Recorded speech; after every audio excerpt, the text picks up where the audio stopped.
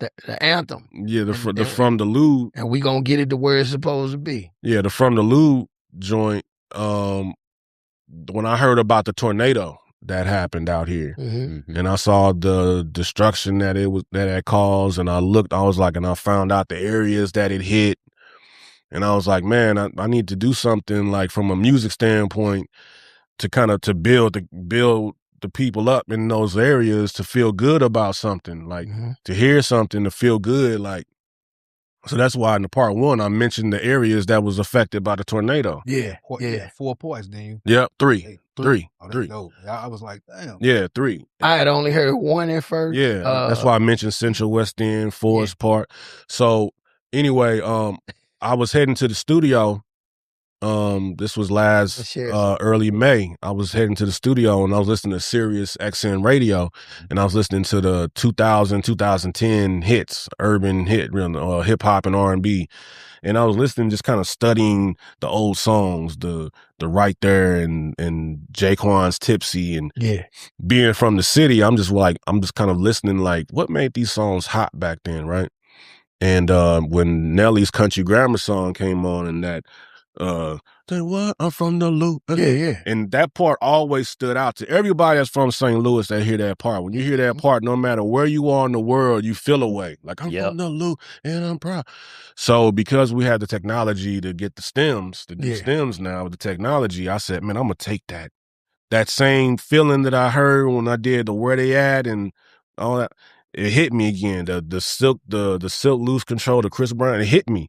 And I was like, I gotta go to the studio right now. And I went to the studio, I stemmed that out, and I just looped the I'm from the Loop and I'm proud. I'm from the Loop and I'm proud. I had that on loop, and I just built the beat around that. The whole beat. And then when I did that, then I took out the hook. So now it's just the beat. And I just kept, I'm from the Loop. I'm from the Loop. And then that's when I was like, I had an idea for an artist. I was about to go there. I had the idea for an artist. And so I sent it to that artist, and they procrastinated. And I'm like, I'm ready to do right now. If I send it to you today, I want something back tomorrow. It wasn't that. And then I had the same idea for another artist, and I told them. They said, "Man, what do you want me to do on it?" And I said, "Just name like different areas in the city. Just say I'm Florissant." And I sent it, and it's like, I don't know. I said, listen, I'll do a reference of it and let you hear it. Yeah. And so I went to the studio that next day and did the vocals. And as I was doing the song, I said, you know what? I'm gonna use this for me. Yeah. Forget all that. That's right. And the rest is history. So to you recording out artists out there, imagine that. Imagine receiving a track from an accomplished producer. And they've done the luxury of giving you where the song needs to go. And you still like do it. Well, you know the thing about it, man, is like some people they may not, they hear it, but they may not be ready to do it. You know what I'm saying? So I can't fault someone for whatever time they're on. But I knew the time that I'm on. And I'm like, I'm in the space of let's go. So let me say this too, because I've seen this a lot where everyone doesn't necessarily hear a track the same. I got partners who, excuse me, I know a few people who are their own producer, writer, so forth. And there's been a couple of times that somebody got an idea out of a track that I said, damn, I would have never thought, you know what I mean, to go that way or to get this, that, or the other out of it. So I understand that. But again, this was one, and I'm going to be honest with you. When I first got it, I shared it with a couple of people because I knew I was feeling something. I shared it with a couple of people who, again, didn't hear what I heard. You know, I was on some, fuck that, I'm putting a rhyme to this bitch. I ain't gonna lie, I was gonna put a rhyme on it and send it back to you. But then I got sidetracked with other shit.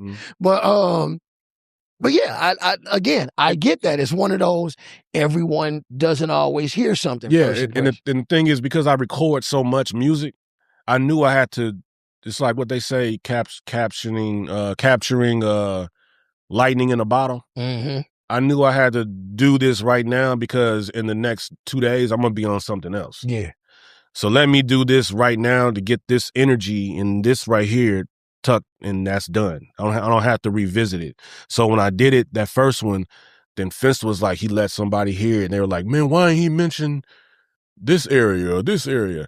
I said, well, Finster, send me names that I should say. And he texted me other areas, and I said, I'm going to do 2 more parts.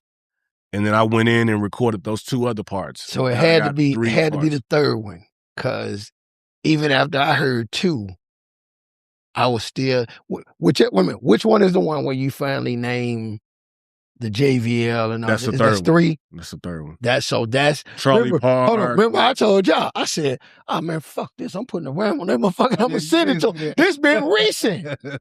Cause I was still I had a vision in my head that skipped and left out. This is how I heard it. But I said, this motherfucker done left out the city. I was like, he named all the counties. So I was going to put a rhyme together and name all the city parts. And then I finally heard it. Yeah. I was like, okay, he got it. He took care of it. Fuck it. Yeah, it's taken care of. It's taken care of, you know. But I recorded that last May. And and that, it's one of those songs to me, man, even when I hear it, I'm like, wow, I did that. You know what I mean? Like I'm past it. You know what I'm saying?